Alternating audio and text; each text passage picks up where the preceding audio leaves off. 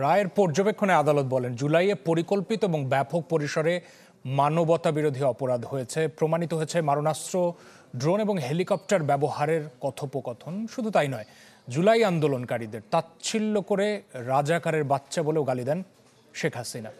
Ashikin প্রিন্সের report. আন্তর্জাতিক অপরাধ tribunal, যেখানে বিচার হয়েছে ৭১-এ মানবতা বিরোধী অপরাধীদের, যাদের অনেকের মৃত্যুদণ্ডের সাজা কার্যকর করা হয়েছে শেখ হাসিনা সরকারের আমলে।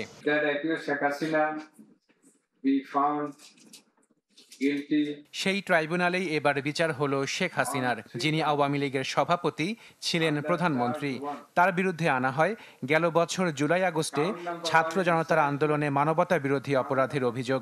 রায়ে শেখ হাসিনার বিরুদ্ধে সব অভিযোগ প্রমাণিত হয়েছে, যেখানে শেখ হাসিনাকে দেয়া হয়েছে মৃত্যুদণ্ড সহ স্বাভাবিক মৃত্যু না হওয়া পর্যন্ত কারাদণ্ড।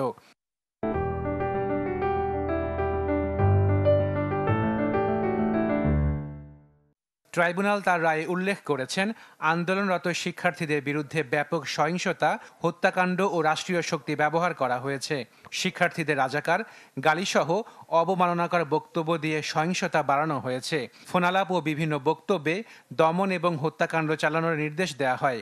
একই সাথে প্রমাণিত হয়েছে ঊর্ধ্বতন কর্তৃপক্ষের দায়।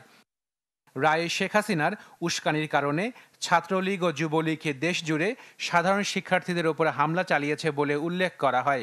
পুলিশ ও দলীয় বাহিনী দিয়ে আন্দোলনকারীদের ওপর প্রাণঘাতী অস্ত্র ব্যবহার করা হয়। হাসপাতালে আহতদের ভর্তি এবং চিকিৎসা না দেওয়ার আদেশও ছিল। এছাড়া শেখ হাসিনা এবং আসাদুজ্জামান খান কামালের সম্পত্তি রাষ্ট্রের অনুকূলে বাজেয়াপ্ত করারও নির্দেশনা দেওয়া হয়েছে রায়ে। আদালত এখানে তার ফাইন্ডিং দিয়ে বলেছেন, জুলাই আগস্ট ২০২৪-এ বাংলাদেশের ছাত্র জনতার উপরে যে অ্যাটাকটা করা হয়েছিল, সেই অ্যাটাকটা হয়েছিল নিরস্ত্র সিভিলিয়ানদের উপরে, নাম্বার 1। নাম্বার 2, এটা ছিল ওয়াইড স্প্রেড, ব্যাপক মাত্রায় আক্রমণ, কারণ বাংলাদেশের almost every part of the country এই অ্যাটাকটা পরিচালিত হয়েছে। Ashikin Prince, channel 24, Dhaka.